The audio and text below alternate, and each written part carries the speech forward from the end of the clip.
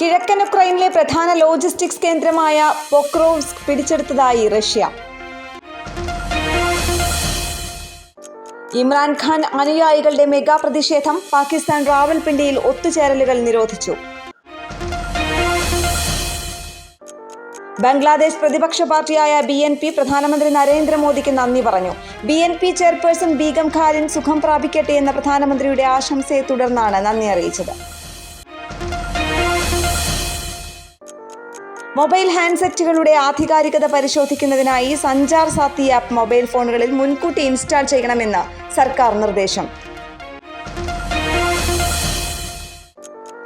അതിജീവിതയുടെ വിവരങ്ങൾ വെളിപ്പെടുത്തിയെന്ന കേസിൽ അറസ്റ്റിലായ രാഹുൽ ഈശ്വർ ജയിലിൽ നിരാഹാരം തുടരുന്നു. തദ്ദേശ സ്ഥാപനങ്ങളിലേക്കുള്ള തെരഞ്ഞെടുപ്പിനായി സംസ്ഥാനത്താകെ 244 വോട്ടെണ്ണൽ കേന്ദ്രങ്ങൾ സജ്ജമാക്കിയിട്ടുള്ളതായി സംസ്ഥാന തെരഞ്ഞെടുപ്പ് കമ്മീഷണർ A. ഷാജഹാൻ അറിയിച്ചു.